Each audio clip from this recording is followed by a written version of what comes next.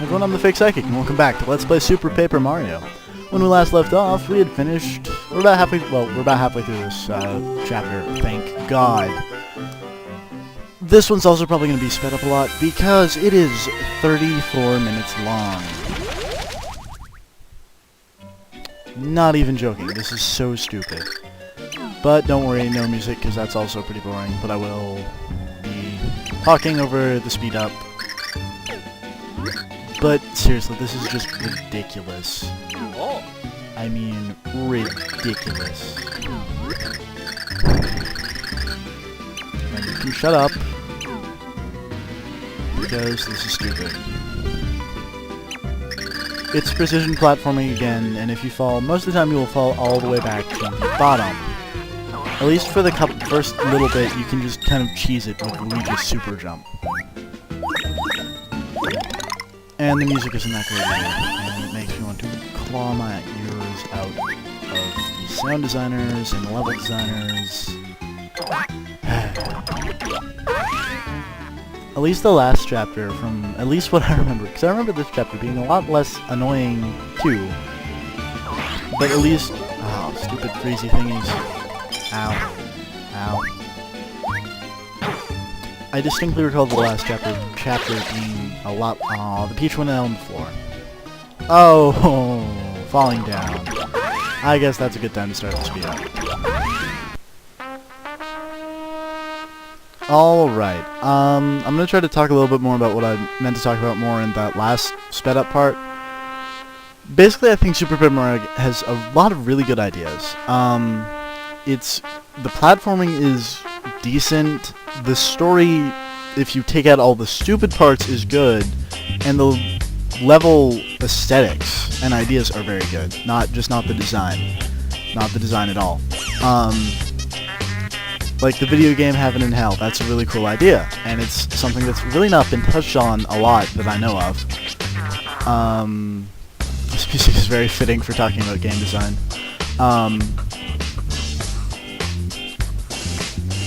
I had more things that I was going to say. There are lots of games that can pull off good ideas but bad execution. This one just kind of falls flat on its face. There's also the fact that it's kind of a genre shift, and whenever games try to do genre shift, it'll either turn out really, really good or really, really bad. There's very few cases of middle ground genre shifts. Like, for a very good one, I personally like Zelda 2 a lot more than the rest of the Zelda games, because it's different, and it's not boring, in my opinion. This is an example of a bad genre shift, and a decent genre shift would be, in my opinion, Sonic the Hedgehog, from 3D platformer to 2D platformer.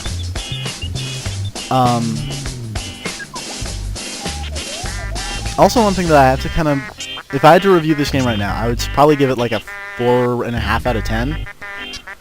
Again, because it's got good ideas. The early game is amazing. But just after Chapter 3, it starts to go downhill. Picks back up a little bit with the Samurai Kingdom, and then just nosedives for the rest of the game. None of the plot twists are that twisty. It's just, I don't understand what on earth they were thinking. And the backstory is just retarded. And you know I'm being serious because I don't use words like retarded often. I mean, really, like, I just don't know what to tell about it. Other than that, I really like Luigi's. Like, all the characters are pretty balanced. The pixels are situational.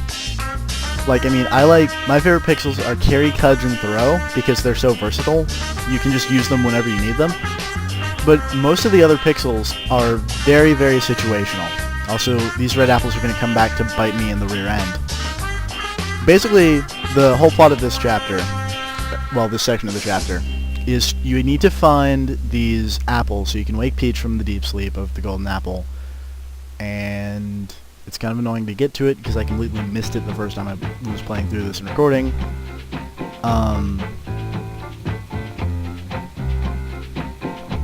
But you also need a red apple for an event later in the chapter. It gives you a pipe to return, which is thank goodness, and very good, but other than that, yeah.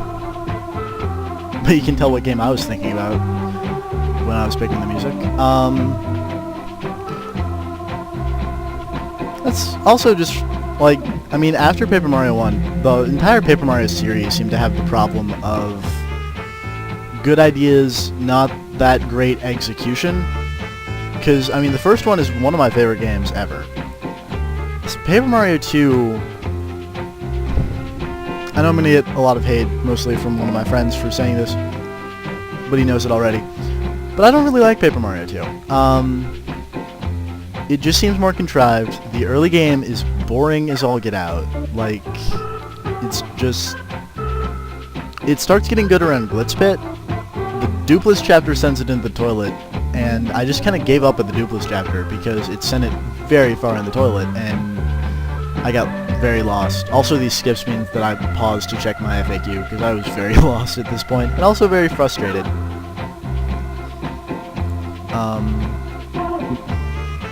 Going up. We got Stair 5. Yeah, Paper Mario 1 is my favorite Paper Mario game. I think it had the best balance of story, writing, and gameplay. The areas were interesting, and unlike this game in Paper Mario 2, the backtracking was interesting. Because, I think I said this in an earlier video, the backtracking is good, or, well, it can be good. It's decent if you're doing something different each time. This game has that problem of whenever you're backtracking, you're doing the same thing backwards. And that gets really boring after a while, especially when you fall down pits.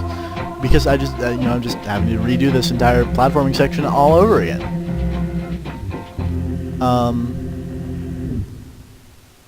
I think Merry Gear Solid 2 handled backtracking pretty well, because it kept things varied. Did I say, I meant Mary if I said metal, by the way. Also, one thing I want to kind of talk about is the flipping mechanic.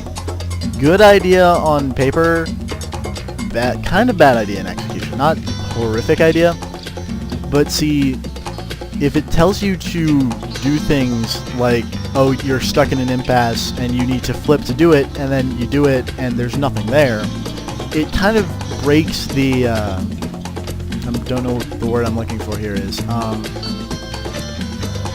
it breaks the consistency. Like, I never flip unless I absolutely have to, which comes back to bite me a couple times. Anyway, Peach is actually down here, which is kind of annoying. But I already have the black apple, so I don't have to worry about that. Because what you're supposed to do is you're supposed to trial and error everything, but I don't roll that way. I very don't roll trial and error. Admittedly, I roll falling down pits very well. And here's Peach. Except, yeah, we need to save first, because it's very important to save your game. Hey, Peach. And plot, because Golden Apple puts you to sleep for forever, or at least 100 years. Forever or 100 years, whichever comes first. And she goes all emo for a moment.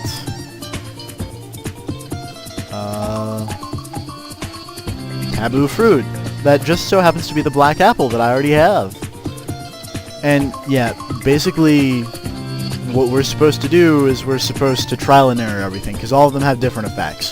The red one makes you grow huge, which is why we need that for an event later. All the other ones, like, one of them just turns you into a literal Peach, one of them turns you into, I don't know, it's weird, I don't know, and I don't really care. This chapter is one of the weakest.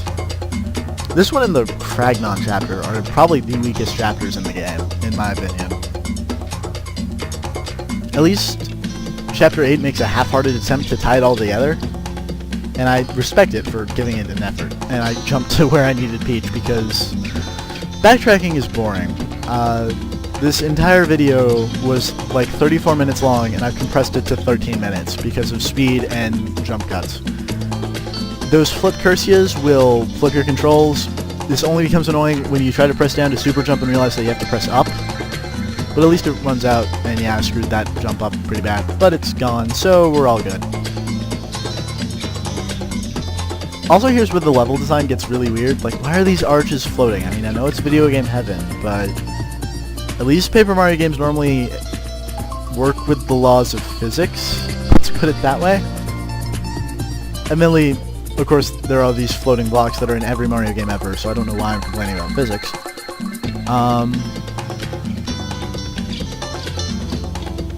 69. Pump, pump, pump. Stair 7. There are a lot of stairs, just throwing that out there. And we're starting to see these bony enemies that are... I don't remember what they're called. I want to call them, like, the Forgotten or the Forsaken, but I think I'm mixing Splatterhouse into this, and I don't even like Splatterhouse, except for One Pocket Graffiti. That's a whole other story entirely. Waiting for the platform to come around.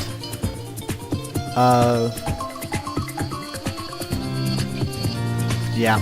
So, actually we're about to be done with this. Just gotta climb up a little bit more, get this life shroom, which is very useful since I used the last one. Stupid things. And this is a special bouncy cloud.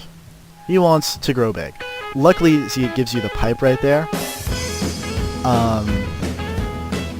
And apparently we're gonna save for quite some time. But I guess I just want to...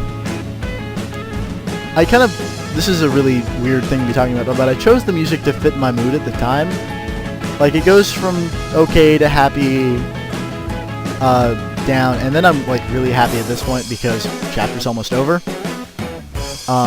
Also, I just like this song a lot. But the red apples are over here. We need to give them to that, Cyrus, Cloud Puns, so that he can grow big and strong and tall and can shoot us into the over there. Admittedly, it works a little too well, but I'm spoiling things for later. Falling. But this is almost over for the speed up part. Real me will take over in a second. First we gotta give the apple to Super Cyrus, whatever your name, Cloudman. And when we jump on him, we get shot into space. How come Luigi can breathe without a helmet, and Mario can't? I don't know. But this is it. Alright, if the over there's over there, that probably means that it's the end of the chapter. Oi, God, that was the freaking ever.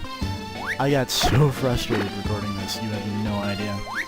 Anyway, next time we'll go to another thing that's actually rather 30 minutes-ish long, but actually that's kind of understandably 30 minutes long. See you guys next time. I'm the Fake Psychic. See you guys later. See you guys later. I seem to be doing that a lot lately. Wow, I can speak good.